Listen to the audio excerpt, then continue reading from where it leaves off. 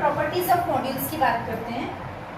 तो vector 0 into M is equal to vector 0, G R into 0 is equal to 0, minus R into M is equal to minus R M, minus R into minus M, see the whole property, minus R into M is equal to minus R M is equal to R into minus M, this property minus R into minus M is equal to R M, r into m1 minus m2 is equals to rm1 minus rm2 or r1 minus r2m is equals to r1m minus r2m.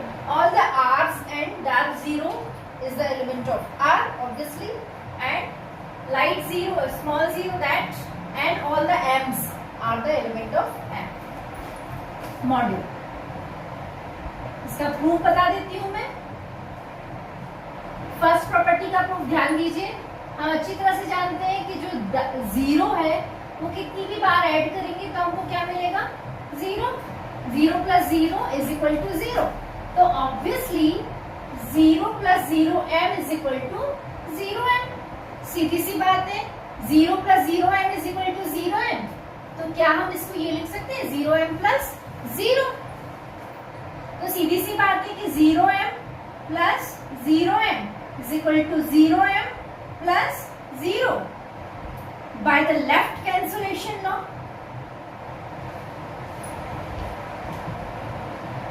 If we applying the left cancellation law, left side cut हो जाएंगे, हमारे पास क्या मिलेगा, 0m is equal to 0. First property is proved. Second property, r 0 is equal to 0. Same r, same 0 plus 0 is equal to 0, तो क्या हम लिख सकते हैं, r0 plus 0 is equal to r0 plus 0, r0 plus r0 is equal to r0 plus 0 by again left cancellation law. Left cancellation law को मैं short में लिख दे रही हूँ, left cancellation law, r0 plus r0, see r0 is equal to 0, r into 0 is equal to what, 0. Third property, proof of the third property. What is the third property? Minus r into m is equal to minus rm, which is equal to r into minus m. ये दो को ही ले लीजिए। आप अच्छी तरह से जानते हैं कि 0m is equal to 0। क्या मैं ऐसे लिख सकती हूँ, r plus minus r, m is equal to what, 0। r plus minus r m is equal to 0, rm plus minus rm is equal to 0। अगर दो वैल्यूज की कोई भी दो नंबर से दो वैल्यू से हम एडिशन यदि 0 के बराबर होता है, ऑब्वियसली एक नंबर दूसरे नंबर का इनवर्स होता है। सो rm must be the inverse of minus rm. So minus r into m is equal to minus rm. Similarly, we can write it as r into minus m. The third and the fourth property, r m1 minus r into minus m is equal to rm. Similarly, write that we can also prove this also. Fifth property is r m1 minus m2 is equal to rm1 minus rm2. For proving it, we know that r m1 minus m2 by the property third. Firstly, rm1 minus rm2. What it means? rm1 minus rm2. rm1 plus r minus m2 by fourth property, r m1 minus r m2. And the last one is sixth property, r1 minus r2 m. See, r1 minus r2 m, which is equal to r1 minus r2 m, which is equal to r1 m plus minus r2 m। ये भी fourth property से ही हम क्या लिख सकते हैं इसको, third property से हम क्या लिख सकते हैं इसको, R1m minus R2. All the 6 properties are true. चलिए अब हम इसके एक और टॉपिक सब मॉड्यूल्स की बात करते हैं. सब मॉड्यूल्स क्या होते हैं?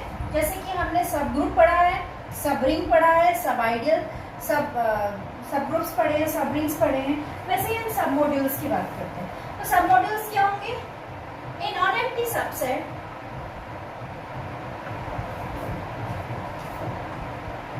n of an R module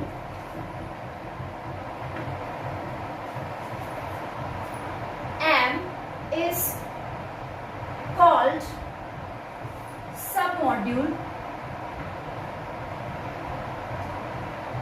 or sub R module if first N is an additive abelian group, additive subgroup.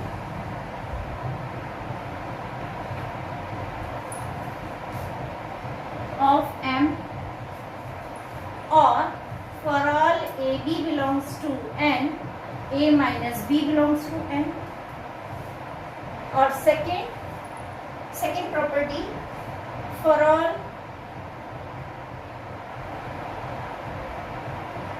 R belongs to R and for all A belongs to N belongs to N, R N belongs to. अच्छी तरह से जानते हैं कि यदि कोई M यदि R module है तो 0 और M खुद भी अपने आप में सब मॉड्यूल्स होंगे. 0 and M itself submodules of R module M and called what they called improper or trivial submodules.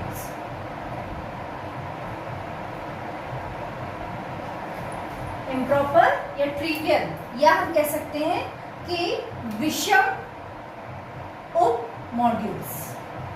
अब ये अगर विषम उप मॉड्यूल्स है तो इनको छोड़ के बाकी जितने प्रॉपर सबसेट्स होंगे एम के वो क्या कहलाएंगे? प्रॉपर सब modules. Proper subsets of module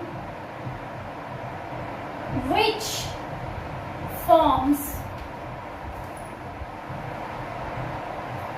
submodule या follows the property of submodules under the same operations and on the same ring. They are called proper submodules. अच्छा, जैसे कि हमने इससे पहले रिंग में आइडियल्स के लिए कुछ थ्योरम्स पढ़े थे, same here we can learn some theorems on submodules also. Some theorems on सब modules.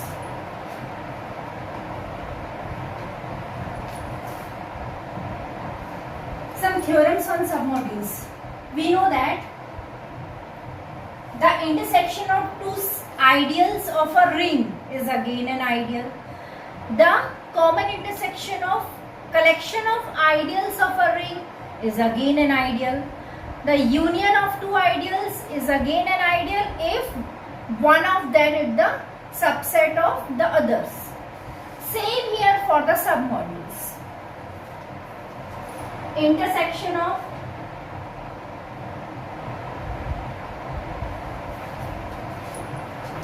two submodules.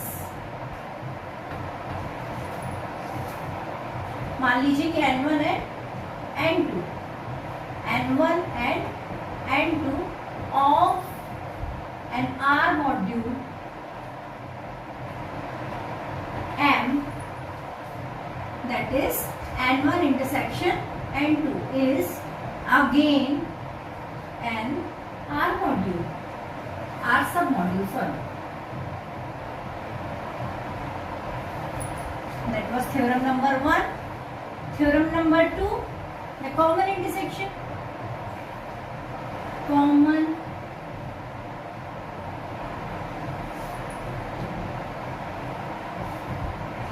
collection. Common intersection of collection, an arbitrary collection, let n lambda, for lambda belongs to index of an R module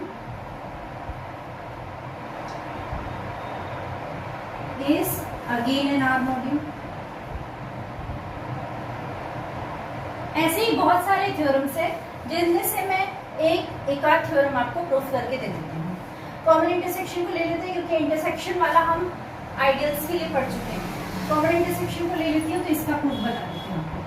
अच्छा, same year ideals के जैसे ही इसमें भी हमको पता है n1 और n2 इंटरसेक्शन का इंटरसेक्शन हमको सब मॉड्यूल शो करना है.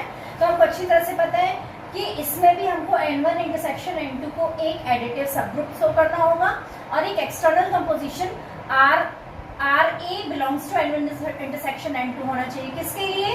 For A belongs to n1 intersection n2 and R belongs to R के लिए. तो इंटरसेक्शन है. देन फॉर सब मॉड्यूल्स तो वैसे ही प्रूफ होगा जैसे आइडियल्स के लिए था. यहाँ मैं सेम वैसा ही एक प्रूफ इसका ले लेती हूँ कॉमन इंटरसेक्शन वाला. तो हम मानते हैं let n is equal to n lambda such that lambda belongs to index is collection of submodules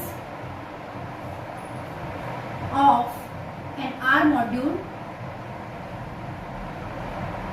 M, and we have to show that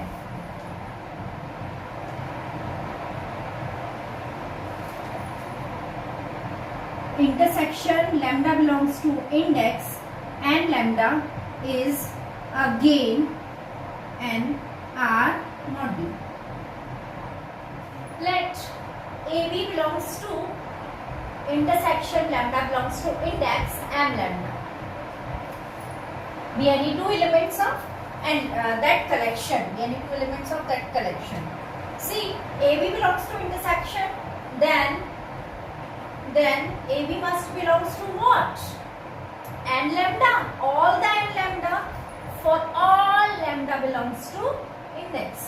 ये क्या कहना चाह रहा है कि n lambda के इंटरसेक्शन में अगर दो अवयव है तो पक्का है कि वो सभी n lambdas में होंगे, मतलब n1, n2, n3, n4 सब में होंगे.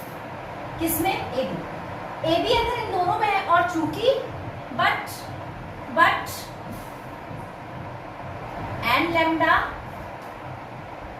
are submodules for all lambda belongs to index. सभी इंडेक्स सेट के सारे अवयव मतलब n1, n2 सभी क्या है? सबमॉड्यूल्स है. अगर AB belongs to n lambda होगा तो क्या हो जाएगा? A minus B belongs to n lambda. किसके लिए? for all lambda belongs to index. और यदि ऐसा होगा तो सीधी सी बात है कि A minus B belongs to क्या हो जाएगा? Intersection lambda belongs to index n lambda. और ये सिद्ध करता है so for all AB belongs to intersection we have proved that A minus B belongs to that intersection. First property is proved. Second property, for all R belongs to R, n belongs to n lambda. For lambda belongs to intersection n lambda, lambda belongs to index. और यदि intersection में है तो सीधी सी बात है so n belongs to n lambda. For all lambda belongs to index. अब फिर वही बात आएगी कि n lambda सारे क्या है? सब मॉड्यूल्स है और सभी n lambdas में अगर n है और r belongs to r है तो इससे क्या सिद्ध होगा? so rn belongs to n lambda. किसके लिए? सभी lambda belongs to index set के लिए, मतलब सारे n1 n2 के लिए rn होगा. और यदि ऐसा है तो क्या होगा? then which implies what?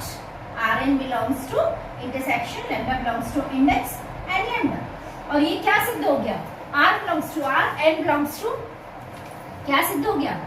सिद्ध हो गया so R belongs to R, for all R belongs to R, and for all N belongs to intersection, lambda belongs to index and lambda.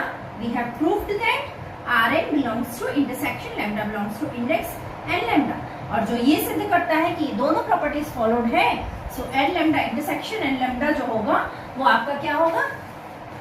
वो भी एक सब मॉड्यूल होगा। किसका? M homomorphism. इसके बाद आइसोमॉर्फिज्म्स, कर्नल्स, जैसा कि मैं रिंग में काफी डिटेल में आपको एक्सप्लेन कर चुकी हूँ। आइसोमॉर्फिज्म्स क्या होगी?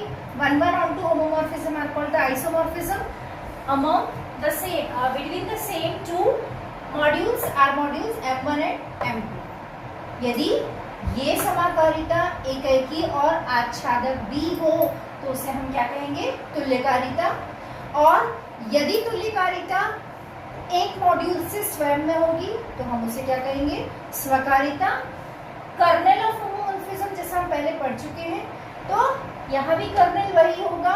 कर्नेल क्या होगा? यदि f M1 से लेके M2 तक, यदि एक f होमोमॉर्फिज्म हो तो M1 के उन सभी अवयवों का समुच्चय f का कर्नेल कहलाता है जिनकी f इमेज किसके बराबर हो? M2 के 0 इमेज के बराबर। इसी प्रकार इसमें भी होमोमॉर्फिज्म थ्योरम होता है, इसमें भी फंडामेंटल थ्योरम ऑफ होमोमॉर्फिज्म होता है, इसमें भी होमोमॉर्फिज्म की सारी प्रॉपर्टीज होती हैं जो बिल्कुल रिंग की तरह होती हैं।